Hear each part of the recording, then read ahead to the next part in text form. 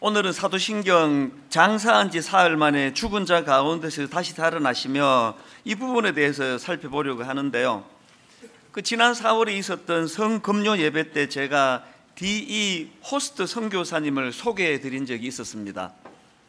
이 선교사님은 허더슨 테일러 선교사님의 뒤를 이어가지고 중국 내지 선교회를 무려 30여 년 이상 섬겨오신 분인데요. 이분을 소개하는 책 제목이 참 인상적이었습니다. 잊히기 위해 산 사람. 이게 참 독특하지 않습니까? 그 제목이 왜 잊히기 위해 산 사람인가 하면은요, 이 호스트 선교사님도 대단한 분이거든요. 허더슨 테일러 선교사님 후임으로 그 선교회를 맡아가지고 중국 내지 선교회를 무려 30년 이상 이끌었는데, 그런데 전임인 허더슨 테일러 선교사님이 얼마나 유명해졌습니까? 중국 선교의 아버지라고 불리울 만큼 그렇게 존경받고 유명해진 것에 비해서 이 후임인 호스트 선교사님은 거의 알려진 바가 없는 인물이에요. 그 책에서 강조하는 게 뭐냐, 그리고 책 제목이 왜 잊히기 위해 산 사람인가 하면은 이게 바로 호스트 선교사가 원하던 바였다는 거예요. 자기는 드러나지 않고 노출되지 않고 유명해지지 않고 그래서 잊혀지기 위한 그런 삶을 자기가 원했기 때문에, 그래서 그 책에 보니까 이런 대목이 있습니다. 이렇게 전임 허더슨 테일러 선교사에 비해서 호스트 선교사가 유명하지 않은 그 이유에 대해 이렇게 설명합니다. 그 원인 중 하나는 그의 낮아짐 때문이다. 그리스도 안에서 그의 숨겨짐의 미덕은 다른 모든 덕보다도 뛰어났다. 여기 나오는 이 숨겨짐의 미덕, 이게 저에게 참 와닿더라고요. 그래서 제가 고난주간 동안에 이 책 제목이 주는 메시지가 너무 강렬해서 제가 그 책을 책상 앞에다 놓고는 그 제목을 그렇게 묵상했던 기억이 있습니다. 잊히기 위해 산 사람. 이게 참 감동이 되기는 한데요, 여러분, 또 다른 편으로 생각을 해보면은 이거 좀 어색하고 이상한 거 아닙니까? 우리 인간의 본능은 알려지기 원하는 게, 그게 물이 위에서 아래로 흐르듯이 저절로 존경받고 싶고 인정받고 싶고 이름이 알려지고 성공했다는 소리 듣고 싶은 게 본능인데, 어떻게 이분은 그런 인간의 본능을 거슬러 가지고 잊혀지는 게 내 삶의 목표다. 이게 좀 어색하게 느껴지는 면이 없는 거 아닙니다. 그러고 보면 오늘 본문을 기록한 사도 바울도 마찬가지입니다. 갈라디아 2장 20절에 내가 그리스도와 함께 십자가에 못 박혔나니, 이게 익숙하게 들어서 그렇지 이게 얼마나 끔찍한 이야기입니까? 그리고 고린도전서 15장 31절도 마찬가지입니다. 형제들아, 내가 그리스도 예수 우리 주 안에서 가진 바 너희에 대한 나의 자랑을 두고 단언하노니 나는 날마다 죽노라. 이거 살려고 예수 믿는 거 아닙니까? 우리가 신앙을 왜 가집니까? 살려고, 그것도 잘 살려고, 멋지게 살려고, 행복하게 살려고, 그래서 믿는 게 종교고, 그래서 믿는 게 우리 신앙인데, 나는 날마다 죽노라. 사실 여러분, 우리가 이 기독교의 진수를 제대로 파악하려면 이런 부분에 계속 의문을 가지고 질문을 가지고 계속 묵상하고 또 그 의미를 찾으셔야 돼요. 그래야 기독교의 진수를 발견할 수가 있습니다.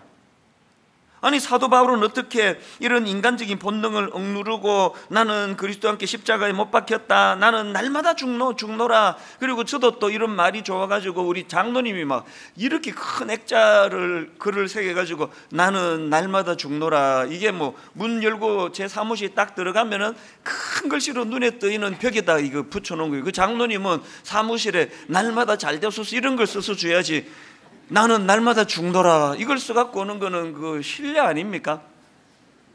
이게 신뢰가 아니기 때문에 제가 이걸 또 벽에다 붙여놓는 거 아니냐고요. 사도 바울은, 그리고 또 예수 잘 믿는다고 하는 우리 모두는 다 이런 인간의 본능을 억누르는 삶을 왜 추구해야 하는가? 그리고 사도 바울은 결국 이런 자기 죽는 것이 목표라고 한 그런 자기 삶을 잘 구현해내는 이런 삶을 어떻게 살아냈을까? 여러분, 이런 질문에 대한 모든 답이요, 오늘 본문 고린도전서 15장 8절에 있다고 저는 생각합니다. 맨 나중에 만삭되지 못하여 난 자 같은 내게도 보이셨느니라. 여러분, 이 한마디는요, 사도 바울의 인생을 송두리째 뒤집어 놓는 그런 의미의 말씀입니다. 맨 나중에 만삭되지 못하여 난 자 같은 내게도 보이셨느니라. 그런데 중요한 거는 이렇게 사도 바울에게 보여주신 이 내게도 보이셨느니라 할 때 그때의 그 보여주신 예수님의 특징이 뭐냐 하면, 사도 바울이 예수님의 어느 특징을 지금 강조하고 있는가 하면요, 바로 앞에 나오는 3절부터 한번 보십시오. 3절 4절. 내가 받은 것을 먼저 너희에게 전하였노니 이는 성경대로 그리스도께서 우리 죄를 위하여 죽으시고 그 다음에 장사 지낸 바 되셨다가 성경대로 사흘 만에 다시 살아나사. 그러니까 사도 바울의 인생을 완전히 그 가치관을 뒤집어 놓고 바꾸어 놓았던 내게도 보이셨느니라 할 때의 예수님의 특징은요, 장사 지낸 바 되셨다가 성경에서 사흘 만에 다시 살아나신 특징을 갖고 계신 예수님이에요. 이게 사도 바울의 인생을 완전히 바꾸었다는 겁니다. 그러고 보면은 4절에서 이렇게 장사되셨다가 성경대로 사흘 만에 다시 살아나사라는 말씀이 어디로 흘러가느냐, 그 다음 5절부터 보십시오. 게바에게 보이시고 후에 12제자에게와 그 후에 500여 형제에게 일시에 보이셨나니 그 중에 지금까지 대다수는 살아있고 어떤 사람은 잠들었으며 그 후에 야고보에게 보이셨으며 그 후에 모든 사도에게와 맨 나중에 만삭되지 못하여 난 자 같은 내게도 보이셨느니라. 4절에서의 이 부활하신 주님이 5절부터 해서 보이셨나니, 보이시고 보이셨으며 내게도 보이셨느니라. 이것으로 연결되는 게 뭘 의미하겠습니까? 이게 이론이 아니고 논리가 아니고 철학이 아니고 죽으시고 부활하사라는 이 복음은 사건이라는 거예요.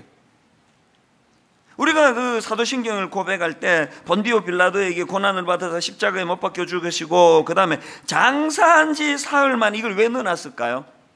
십자가에 못 박혀 죽으시고 죽은 자 가운데서 다시 살아나시며 이렇게 팩트만 전하지 않고 장사한 지 사흘 만에를 여기에 기록해 넣은 이유는, 그리고 그걸 입술로 고백하는 건, 이거는 관념을 믿는 게 아니에요. 논리를 믿는 게 아니고 이론을 믿는 게 아니고 실제적으로 죽으신 주님, 실제적으로 3일 동안 장례를 치르신 그 실체하시는 주님을 강조하기 위해서 넣는 거거든요. 그 주님을 사도 바울이 인격적으로 만삭되지 못한 자 같은 부족한 내게도 보이셨다는 거, 이게 신앙이에요. 우리가 사도신경을 고백할 때마다 기독교 신앙은 이 시대를 거스르는 것이라고 지난주 말씀드렸지 않습니까? 세상은 항상 내가 옳고 네가 틀렸어, 이거를 증명해내는데 막 인생을 다 투자하는 게 세상이고요. 그리고 세상은 내가 살아야겠기에 네가 좀 죽어줘야 되겠어, 이거 아닙니까? 그런데 주님이 보여주신 이 십자가 정신이라는 거는 내가 죽어 너를 살릴 수만 있다면, 뭐 시시비비 가리는 것도 중요하지만 뭐 내가 죽어 네가 살 수만 있다면, 이 정신을 구현하는 거라고 지난주 말씀드렸는데요, 이것이 이론으로 되는 게 아니고 뭐 결심한다고 되는 게 아니고 내가 죽어 네가 살 수 있다면의 정신을 구현해내려면 사도 바울이 경험한 8절 만삭되지 못하여 난 자 같은 내게도 보이셨느니라. 그리고 그때 주님의 특징은 4절 장사 지낸 바 되셨다가 성경대로 사흘 만에 다시 살아나사 그 주님을 경험하는 것, 이것이 세상을 거슬러 살게 만드는 가장 중요한 원동력이고 능력이라는 거예요. 이걸 저는 주변에서 많이 경험을 하거든요. 이번 여름에도요, 2건의 장례가 굉장히 제게 많은 여운을 남기는 그런 감동의 장례가 있었습니다. 그 2건의 장례식 중에서 한 건은요, 원래 처음 예수 믿은 초신자예요. 이분이 어떻게 우리 교회를 나오게 됐느냐 하면은, 불행하게도 30대 형제인데 대장암 말기예요. 그래서 이제 뭐 거의 이제 시한부 선고를 받은 상황에서 누구한테 전도 받아가지고 우리 교회를 나오게 된 겁니다. 그렇게 교회를 나오는데 이분이 그 고난주간 새벽 시간이에요. 아주 특별한 영적인 은혜를 체험합니다. 그야말로 오늘 본문으로 말하면 사도 바울이 경험한 내게도 보이셨느니라, 이런 특별한 은혜를 경험한 거예요. 그리고는 그 하나님께서 특별한 만남을 허락해 주시고 그에게 꿈을 주신 거예요. 네가 지금 얼마 남지 않은 인생이지만 네 살아있는 동안에 해야 할 일, 꿈을 갖고 살아가야 될 일이 있다고 그런 은혜를 주셨는데, 초신자다 보니까 이게 뭔가 이게 진짜 이런 거가 하나님의 임재인가? 아니면 이게 내가 그 꿈을 꾼 건가? 헛것을 본 건가? 그렇게 헷갈려 하는데요. 그렇게 하고 주일날 교회를 왔는데 주보를 딱 보니까 주보의 설교 제목이 변질 없는 꿈 이렇더래요. 그리고는 그 담임 목사를 통해서 그날 설교가 선포되는 것을 듣고는 이 형제가 너무나 가슴이 터질 것 같은 은혜를 경험하고요, 하나님께서 내게 주신 꿈이 맞구나, 이 변질 없는 꿈을 꾸면 그 꿈은 반드시 이루어진다고 하신 말씀이 지난 주간에 내가 경험한 이 체험이구나, 내게도 임하신, 내게도 보이셨느니라, 이 사도 바울이 경험한 이 은혜를 이 초신자 암으로 지금 투병하고 있는 이 형제가 받은 거예요. 그래서 이 형제가 이제 이거 하나님 주신 꿈 맞다, 그래서 이제 확신을 가지고요, 이제 나는 죽어가지만 내 한 명의 생명이라도 살리는 일에 내가 헌신해야 되겠다. 그래서 원 미러클 프로젝트라는 꿈을 꾸기 시작한 거예요. 원 미러클 프로젝트가 뭐냐 하면은요, 한 사람이 10,000원씩 그 도네이션을 해서 1,000명을 모아서 이제 1,000만 원을 가지고 고통 속에 있는 한 아이를 살리겠다는 그런 프로젝트로, 지금 굉장히 지금 많이 아픈 이 형제가 이제 꾼 꿈이에요. 그랬는데 기적이 일어난 겁니다. 놀라운 일이 일어났습니다. 1,000명이 넘는 사람들의 마음이 모아졌는데요, 이제는 이 프로젝트를 진행하는 중에 병세가 악화돼 가지고 이제 요양병원에 입원해야 될 만큼 심각한 상황인데, 그 후에도 일이 계속 진행이 된 겁니다. 이 형제가 꾸었던 꿈이 뭐냐 하면은 이 하나의 생명을 살리는 일을 하다가 그 과정에서 죽고 싶다는 거였어요. 그래서 이제 어떤 초등학교 소아암 앓고 있는 초등학교 여자아이와 연결이 돼가지고요, 그 아이에게 이제 이 마음을 전달을 하는데, 그 초등학교 아이는 백혈병을 앓고 있었는데 어머니는 가출을 하시고 아버지가 이제 일을 하고 생계를 꾸려야 돼서 할머니와 할아버지가 얘를 돌보고 있던 그런 상황인데, 절망 중에 있던 그 아이 가정에 이 많은 그 격려와 힘이 되는 일이 일어났는데, 제가 너무나 감동을 받았던 게 뭐냐면은 그대로 꿈대로 된 거예요. 이 형제가 꿈꾸던 이제 이 프로젝트 그 발표 이걸 나눔을 며칠 앞두고 형제가 의식을 잃은 상태예요. 그래서 이제 요양병원에서 이제 그 아이도 초청하고 많은 분들을 초청해서 자기의 꿈이 이제 실현이 되는 거예요. 모금한 돈도 전달하고 그렇게 이제 또 예배를 드리면서 진행을 하다가 찬양이 시작이 되고, 이 형제가 그 현장에서 하나님의 부름을 받아 소천을 합니다. 이 전율이 느껴지는 거예요. 이분이 우리 교회로 초청을 받아 여기서 예배를 드리면서부터 하나님과 터치가 이루어지고, 내게도 보이셨느니 나는 부활하신 주님의 은혜가 임하니까 이 죽는 게 끝이 아니라는 게 소망이 된 거예요. 그래서 이분이요, 내 장례식을 너무 우울하고 너무 슬프게 하지 말라고 그냥 화려한 꽃으로 장식을 하고 밝은 찬양을 부르고, 오늘 이 내 장례식이 아직 하나님 모르는 내 부모님과 가족들에게 예수님을 소개하는 장이 될 수 있게 해달라고. 그래서 그 장례식을 인도하고 온 우리 교역자 2사람이나 제게 너무나 많은 은혜의 글들을 제게 보내오는 걸 제가 받았단 말입니다. 제가 이 형제를 어떻게 머리에 기억하게 됐냐 하면은요, 어느 토요일 오후에요, 제가 이제 어느 모임에서 예배를 인도하고 이제 사무실로 들어가려고 딱 이제 들어가니까 어떤 방 앞에서 막 사람이 여러 이렇게 웅성거리며 모여 있더라고요. 그래서 모임 있나 보다 그러고 저는 이제 방으로 들어갔는데요, 한두 시간 지났을까요? 한 1시간쯤 지났을까요? 화장실 가려고 복도를 가다가 보니까 그 복도에서 그 웅성웅성 하던 분들이 이제 안에서 모임을 하더라고요. 그게 무슨 모임인가 호기심이 나가지고 이렇게 그 창문 너머 들여다보니까 세례식이 벌어지고 있는 거예요. 알고 봤더니 이 형제 세례식인데, 그래서 제가 귀를 기울여서 이제 안으로 들어가면 이제 방이 작기 때문에 방해가 될까봐, 담임 목사 왔다고 해서 이게 또 어수선해질까봐 제가 못 들어가고 밖에서 계속 그거를 참여를 했거든요. 세례식이 벌어지는 과정에서 너무 감동이 되는 거예요. 그래서 못 참고 그냥 방에 대대로 달 수 없다 그러고 이제 쑥 들어간 거거든요. 그리고 맨 끝에 조용히 앉아 숨 죽이면서 그 세례식에 참여했는데 내용이 너무 감동이에요. 이 형제가 이제 원래 예수를 믿었으니까요, 세례를 받고 싶다. 그래서 전반기는 끝났고 그 가을에 10월 달에 있다, 그때 세례를 받을 수 있다 그랬더니 형제가 하는 슬픈 이야기가, 제가 그때까지 못 삽니다. 그래서 이제 아는 지인들이 이제 이 세례식을 이제 주선을 해준 거예요. 교구 목사님이 이제 세례를 집례를 하고 뭐 눈물바다였어요. 너무 감동적이었는데요.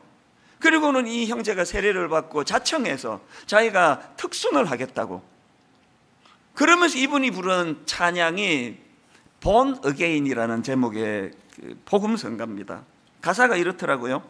주 안에서 내 영혼 다시 태어나 이전 것은 지나고 새롭게 됐네. 죄로 물든 내 모습 예수와 함께 죽고 부활 생명 내 안에 새로운 삶이 열렸네. 이게 사도 바울이 고백했던 내게도 보이셨도다, 부활하신 주님이 만삭되지 못한 자격 없는 나 같은 자에게까지 찾아와 주셨다라고 하는 이 감동의 내용의 고백 아닙니까? 울먹울먹하면서 이 찬양을 부르는데 이 뭐 말로도 할 수 없는 전율이 느껴지더라고요. 그 다음 가사가 이렇습니다. 오직 내 안에, 오직 내 속에 그리스도가 사네. 오직 내 삶에, 오직 내 마음에 그가 주인 되셨네. 내 생명 그 안에, 그의 생명 내 안에, 나의 삶이, 그 다음 결론, 이전과 같을 수는 없네. 울먹울먹하면서 나의 삶이 이전과 같을 수는 없네. 그렇게 하고 이 형제는 하나님 앞으로 부름받아 간 거거든요. 그런가 하면은 또 한 건의 그 여운이 많이 남는 장례식이 있었는데요, 케이스가 좀 달라요. 이분은 우리 교회의 권사님이자 또 초창기 멤버자 순장이자 교회를 헌신하고 기도 많이 하는 분이셨어요. 교회를 처음에 딱 개척하고 보니까 이제 지방에 있다가 이사를 오셨는데 이 권사님 혼자 믿으셨어요. 얼마나 외로웠겠어요, 이 낯선 이 경기도 지역에서. 그래서 제가 마음이 쓰여서 신방도 가고 기도도 해드리고 그렇게 했는데요, 이분도 10년간 폐암 투병을 하시다가 지난 여름에 돌아가신 케이스예요. 그런데 장례를 집례했던 교구 목사님에게서 메일이 한 통 왔는데 내용이 이렇습니다. 이분이 이제 교구 목사님이 그 장례식 나기 전에 마지막 신방을 가고 받았던 마음의 감동을 이렇게 적어놨더라고요. 10년간 폐암 투병을 하고 계신다는 말씀만 듣고 찾아뵀었는데 제 느낌은 이분이 정말 투병하고 계신 분이 맞나 하는 의구심이 들 정도로 평안하고 알 수 없는 삶의 활력을 가진 분이셨습니다. 이렇게 자기가 그 생전에 그 권사님 모습을 회고하고요, 그 다음에 이제 그 이 권사님의 삶과 죽음을 다니엘 12장 3절로 딱 압축을 해놓은 거예요. 다니엘 3장 12절. 지혜 있는 자는 궁창의 빛과 같이 빛날 것이요, 많은 사람을 옳은 대로 돌아오게 한 자는 별과 같이 영원토록 빛나리라. 이 권사님의 삶을 딱 이 한마디로 압축이 될 수 있다는 거예요. 그리고는 이제 장례식을 치르는 그 분위기를 이렇게 옮겨 적어놨습니다. 이 다니엘 12장 3절 말씀을 나누며 장례 예배를 드렸는데 수많은 조객들이 몰려와 권사님을 알았던 것만으로, 그리고 함께 교제하여 마음을 나누고 기도할 수 있었던 것만으로도 우리는 복이 많은 사람들이라는 것과 살아생전 별과 같이 빛났던 권사님, 지금도 주님 품 안에 안식을 누리시며 별과 같이 빛나고 계심을 우리 영안을 열고 볼 수 있는 은혜를 구하자고 말씀을 나누었습니다. 3일간 장례 모든 예배 많은 분들이 권사님을 그리워하며 우리에게 맡겨주신 귀한 삶과 사명을 다시금 되새기는 기간이었습니다. 그러면서 결론으로 내린 한마디가 인상적인데 들어보세요. 권사님은 죽음 그 이후에도 많은 이들에게 영향을 끼치고 계심이 놀랍고 또 감사했습니다.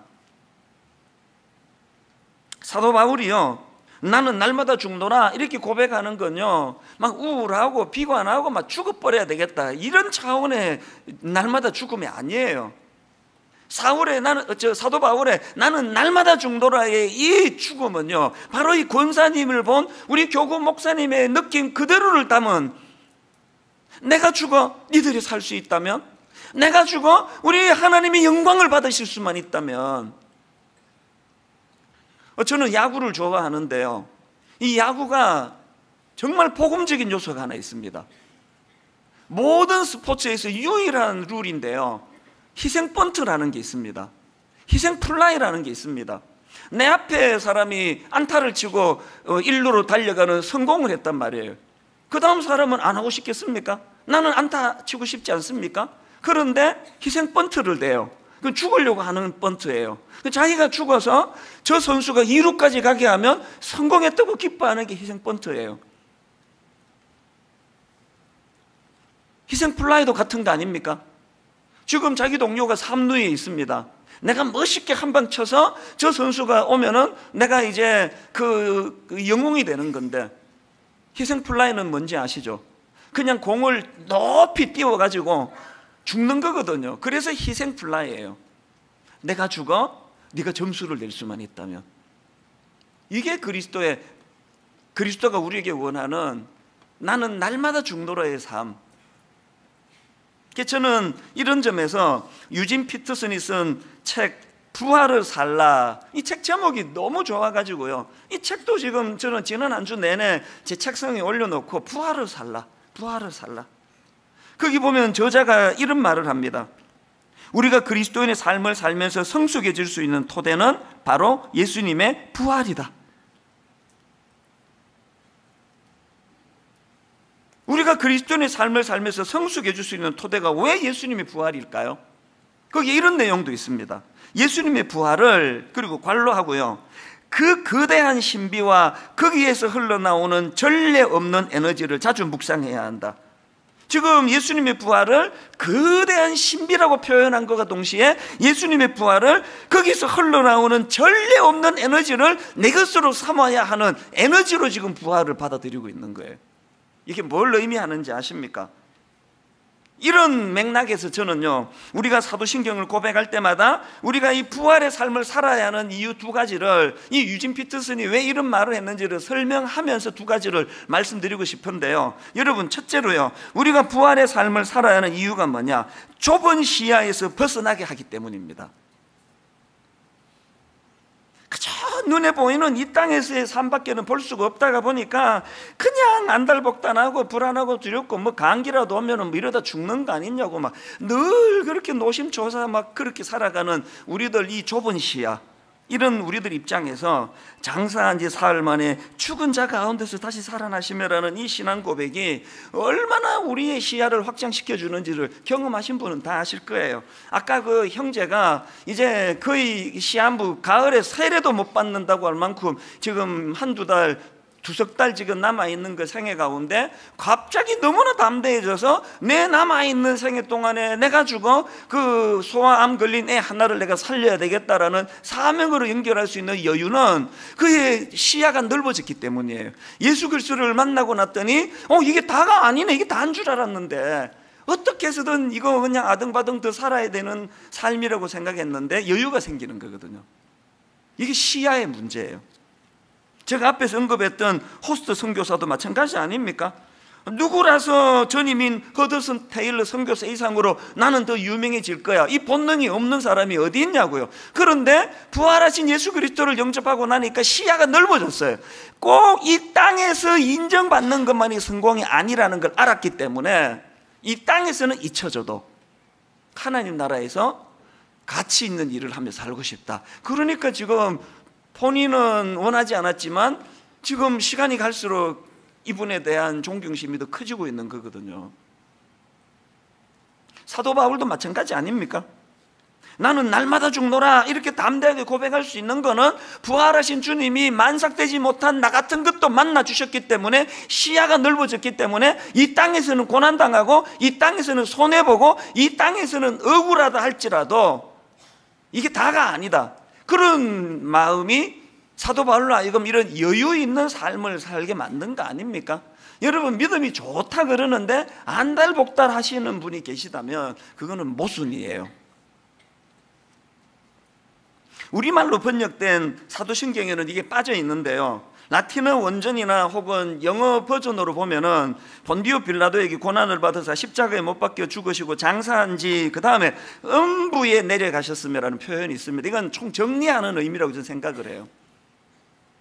우리 우리 장로교에서는 이 부분을 이렇게 해석합니다. 예수님께서 우리를 위해 지옥과 같은 극심한 고통을 겪으시고, 이런 차원이에요.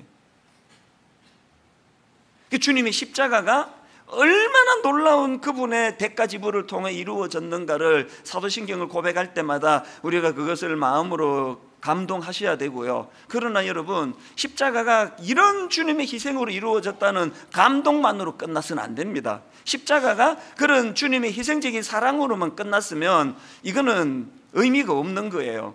그런 주님의 십자가의 은혜와 감동이 바로 그 다음 나오는 장사한 지 사흘 만에 죽은 자 가운데서 다시 살아나시며, 이 대목이 없으면요, 십자가는 아무 의미 없는 사건이에요.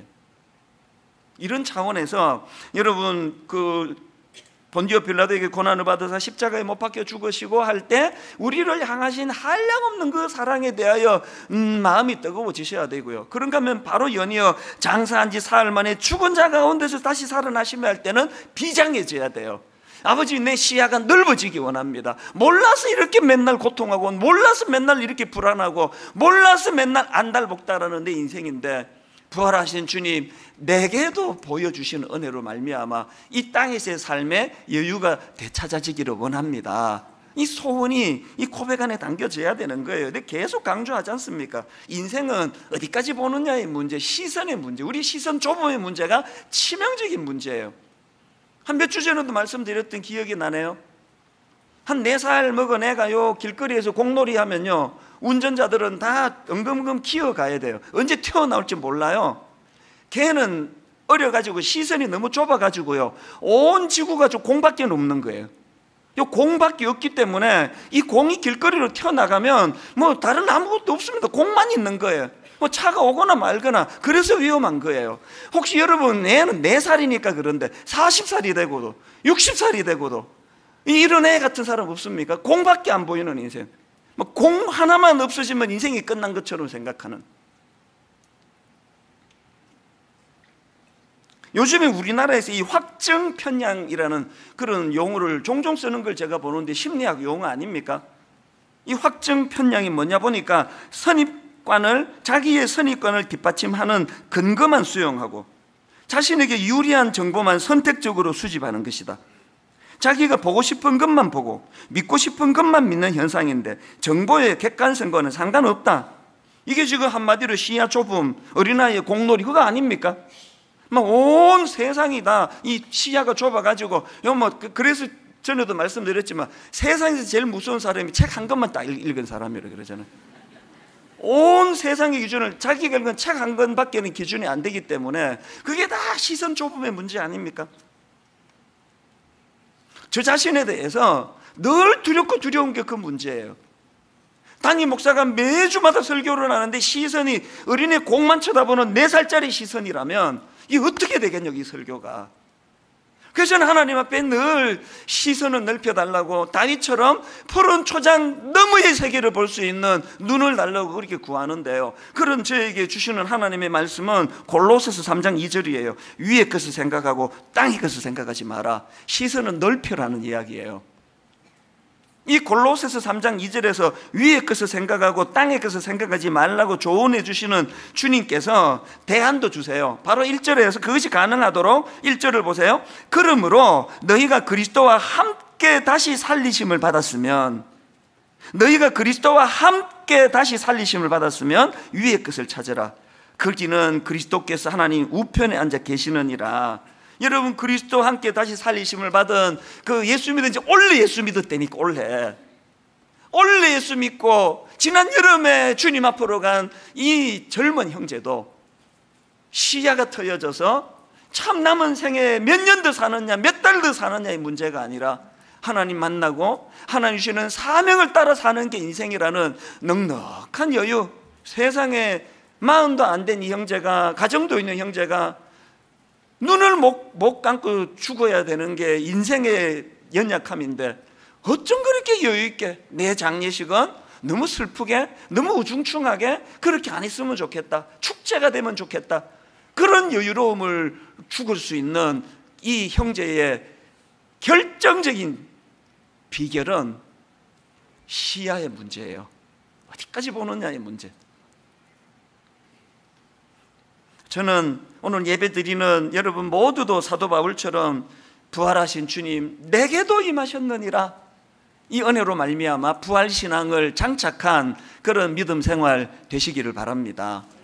그런가 하면 두 번째로 우리가 부활의 삶을 살아야 하는 이유가 하나 더 있는데요, 그건 최후 승리에 대한 확신을 얻을 수 있기 때문입니다. 오늘 본문을 포함한 고린도전서 15장은 부활장이라는 별명을 갖고 있는데요, 사도 바울이 지금 예수님의 부활을 쭉 부활하심을 설명한 다음에 장차 주님께서 다시 오실 때 우리에게 일어날 부활을 설명하고는, 그리고는 54절에서 이 부활의 결과로 얻게 된 이 승리, 사망을 삼켜버리는 승리를 이렇게 표현합니다. 고린도전서 15장 54절, 이 썩을 것이 썩지 아니함을 입고 이 죽을 것이 죽지 아니함을 입을 때에는 사망을 삼키고 이기리라고 기록된 말씀이 이루어지리라. 이 55절을요 주의 깊게, 다시는 이 55절을 주의 깊게 보셔야 돼요. 이 54절에서 이 썩을 것이 썩지 아니함을 입고 이 죽을 것이 죽지 아니함을 입을 때에는 사망을 삼키고 이기리라고 기록된 말씀이 이루어지리라. 그리고 바로 55절에서 놀라운 선포를 합니다. 사망아 너의 승리가 어디 있느냐? 사망아 네가 쏘는 것이 어디 있느냐? 세 번역으로, 죽음아 너의 승리가 어디에 있느냐? 죽음아 너의 독침이 어디에 있느냐? 메시지 성경으로, 오 죽음아 누가 최종 결정권을 쥐었느냐? 오 죽음아 이제 누가 너를 두려워하겠느냐? 아까 그 초신자 형제가 보여준 게 이거 아닙니까? 이제 누가 너를 두려워하겠느냐? 바로 그 다음 56절 57절에도 마찬가지입니다. 사망이 쏘는 것은 죄요 죄의 권능은 율법이라. 우리 주 예수 그리스도로 말미암아 우리에게 승리를 주시는 하나님께 감사하노니. 여러분 삶 중간에 실패가 좀 많은 인생이라 하더라도요, 사업도 실패했고 자녀 교육도 실패했고 가정도 실패했고 건강도 실패했고 인생 중간에 많은 실패가 있었어도요, 마지막에 승리하면 그 승리한 거예요. 9회 말 투아웃까지 10대 0으로 지고 있었어도 9회 말 투아웃 이후로 홈런 11개 쳐가지고 11대 10으로 이기면 그거 이긴 경기예요. 인생의 시야 좁음으로 맨날 한탄하는 게 내 인생이 실패했어. 누가 그렇게 이야기하던가요?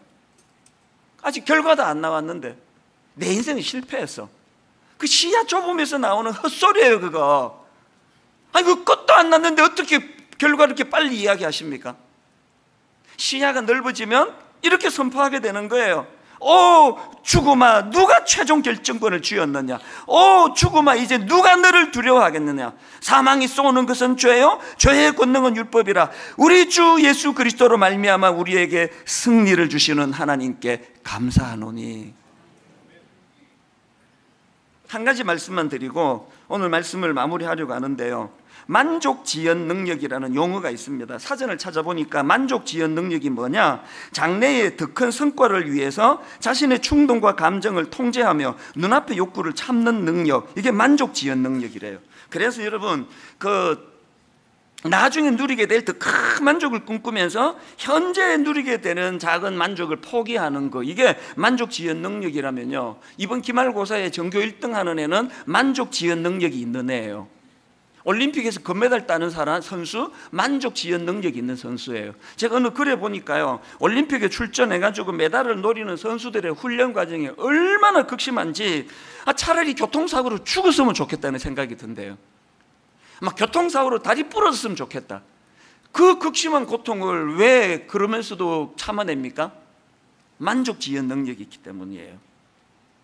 속단하는 것도 불신앙이고요, 요 세상에서 그냥 이렇게 좀 잘 살까 성공할 수 없나, 나는 허드슨 테일러 선교보다 더 유명하다는 소리 좀 들을 수 없나, 이찬수 목사가 목회 잘한다는 인정을 좀 받고 싶어가지고 안달복달하면은 만족지연 능력이 없는 거예요. 사도 바울처럼 나는 날마다 죽노라. 낙심 중에 계세요? 그 좁은 시야 때문은 아니, 점검해 보시기를 바랍니다. 낙심 중에 계세요? 최후 승리에 대한 확신이 없어서 그런 거 아닙니까? 우리 삶이 힘들어도 소망을 잃지 않는, 이게 첫째 중요하고, 둘째 소망의 근거가 중요해요. 소망의 근거가 예수 그리스도의 부활하심에 있음을, 그래서 최후 승리는 이 땅의 삶이 끝이 아니라는 사실을 자각하는 데서부터 출발한다는 것을 믿음으로 받아들이시는 믿음의 형제 자매님 되시기를 주님 이름으로 축원합니다. 오늘 이 말씀을 한번 정리하는 차원에서 이 찬양을 부르면 좋겠는데요. 주님 다시 오실 때까지 나는 이 길을 가리라. 좁은 문, 좁은 길, 나의 십자가 지고. 요 마디만 보면은 이 정신 나간 사람이에요. 한 번밖에 없는 인생인데 왜 이 길을 가야 됩니까? 좁은 문, 좁은 길, 십자가 지고 가는. 그런데 시야가 확장이 되니까 그 다음 가사가 있네요. 나의 가는 이 길 끝에서 나는 주님을 보리라. 이것까지 볼 수 있는 사람이 부활신앙으로 장착한 신앙인이라고 믿습니다. 가사를 생각하시면서 우리 한번 이 찬양 불러보시면 좋겠습니다. 주님 다시 오실 때까지. 주님 다시 오실 때까지 나는 이 길을 가리라. 사도 바울이 걸어갔던 그 길, 주님이 걸어가신 그 길, 좁은 문, 좁은 길, 나의 십자가 지고, 나의 가는 이 길 끝에서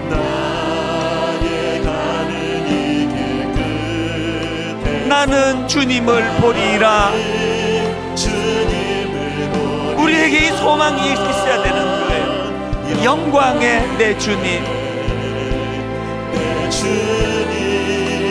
나를 맞아 주시리. 주님 다시 오실 때까지 나는 일어나 달려가리라. 주의 영광 온 땅 덮을 때 나는 일어나 노래하리.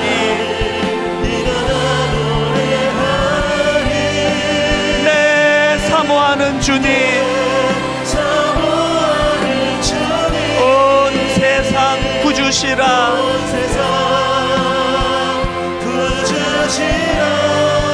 내 사모하는 주님,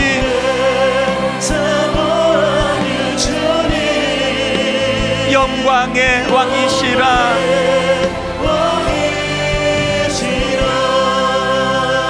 우리 다시 한번 이 찬양 부르기 전에 한번 생각 좀 하고 부르면 좋겠는데요. 지금 마음이 너무 무너져 계시는 분, 낙심 중에 계시는 분, 혹시 그게 시야가 너무 좁아서 생긴 일 아닙니까? 9회 말도 되기 전에 한 6회 치르고 이 경기 끝났다 졌다 그러면 그 선수 자격도 없는 거 아닙니까?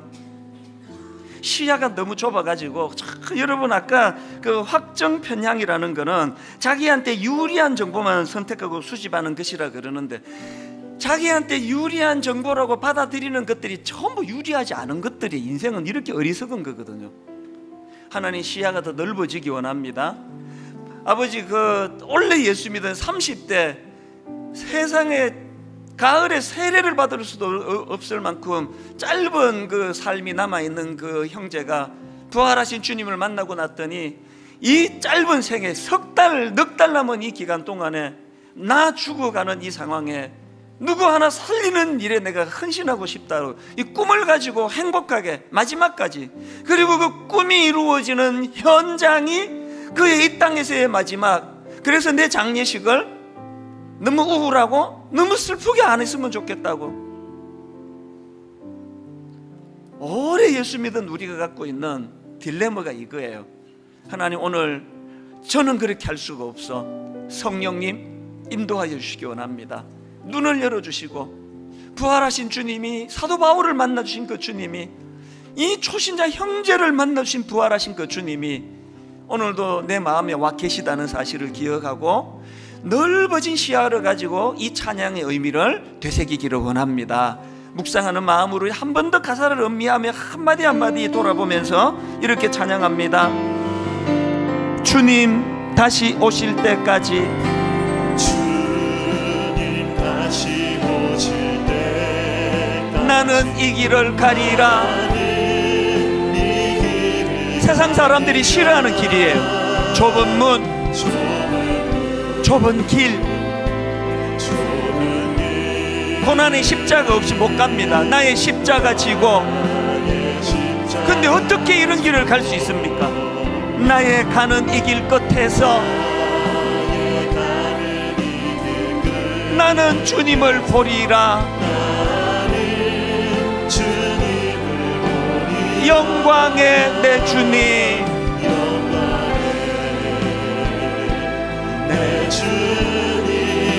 나를 맞아 주시리.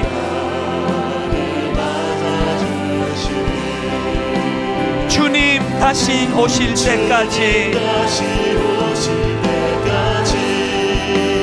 나는 일어나 달려가리라. 주의 영광 온 땅 덮을 때 나는 일어나 노래하리. 뭐라고 노래하기 원하십니까? 내 사모하는 주님, 온 세상 구주시라.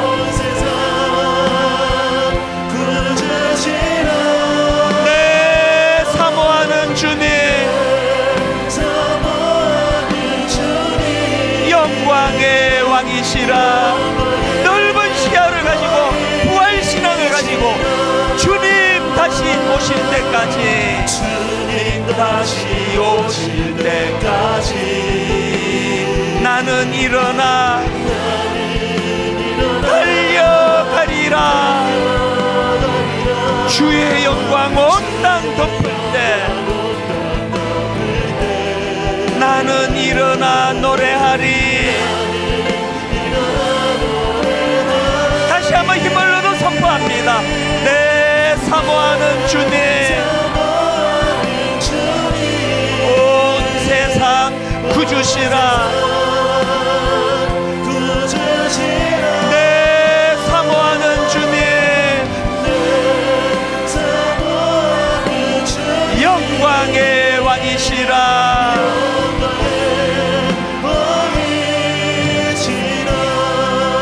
우리 말씀을 붙잡고 기도하기 원합니다. 아버지, 저는 오래 예수를 믿었습니다. 수없이 저를 만드신 주님의 은혜를 다 잊어버리고 그저 이 땅이 그냥 끝인 것처럼 아등바등하면서 살고 아무것도 아닌 일에 그렇게 수시로 절망하고 나는 실패한 인생이라는 이런 말도 안 되는 소리를 내내는 게 연약한 내 모습입니다. 하나님, 넓은 시야를 가지고 푸른 초장 너머의 세계를 보았던 다윗처럼 이 땅의 삶의 너머의 나를 기다리고 계시는 그 부활하신 주님을 내 마음에 모시고 그런가 하면 하나님, 최후 승리 선포할 수 있는 능력, 사망아 너의 쏘는 것이 도대체 어디에 있느냐? 죽음아, 누가 최종 결정권을 쥐었느냐? 죽음아, 이제 누가 너를 두려워하겠느냐? 이런 담대함이 내 안에 자리 잡기를 원합니다. 우리 한 목소리로 통성으로 같이 기도하시겠습니다. 살아계신 하나님 아버지, 하나님의 은혜를 이 시간 사모합니다. 연약한 우리 인생, 하나님 아버지, 너무나 좁은 시야를 가지고 너무나 아버지 얕은 생각을 가지고 그저 내 생각하고 싶은 대로 생각하고 살아가는 우리의 연약함이 하나님 아버지 그저 내게 보고 느껴지고 경험되어지는 것만 믿을 수밖에 없는 우리의 연약함을 긍휼히 여겨주셔서 부활하신 주님이 나를 만나주심으로 영안이 열리고 눈에 보이는 이 세계 너머의 세계를 볼 수 있는 아버지 하나님, 넓어진 시야, 넓어진 시각을 허락하여 주시기를 원합니다. 오늘 우리가 제대로 된 부활신앙을 갖고 있다면 만족, 지연, 능력이 우리 안에 장착되어 있습니다.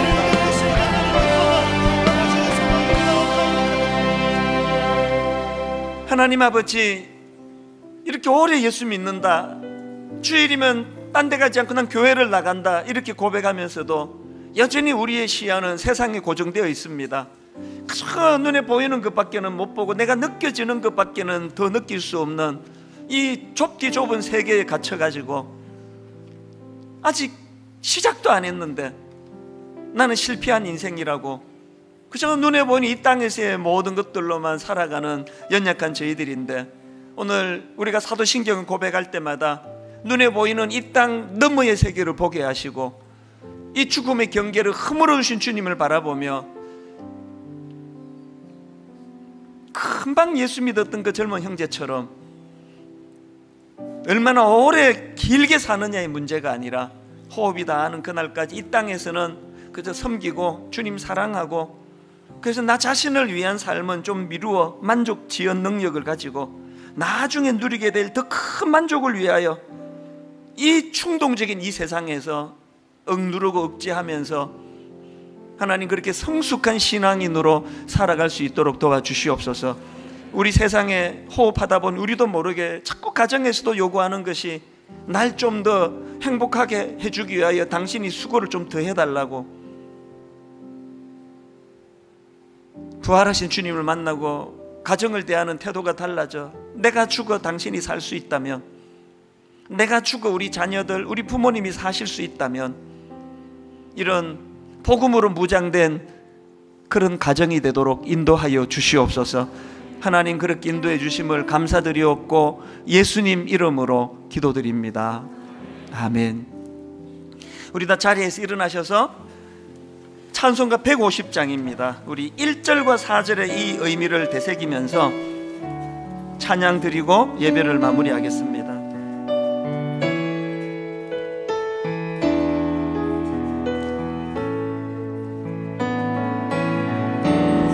갈보리 산 위에 십자가 섰으니 주가 고난을 당하며라. 험한 십자가를 내가 사랑하면 험한 십자가를 내가 사랑하면 주가 보혈을 흘림이라. 주가 보혈을 흘림이라. 최후 승리를 얻기까지, 최후 승리를 얻기까지 주의 십자가 사랑하리. 십자가 사랑하리. 빛난 멸류관 받기까지 험한 십자가 붙들게 주님 예비하신 주님 예비하신 나의 본향 집에 나의 본향집 나를 부르실 그날에는 부활신앙을 가지고 영광 중에 계신 영광 중에 계신 우리 주와 함께 주와 함께 내가 죽도록 충성하리. 죽도록 충성하리. 최후 승리를 믿으며 최후 승리를 선포하며 최후 승리를 얻기까지 주의 십자가 사랑하리. 십자가 사랑하리. 빛난 멸류관 받기까지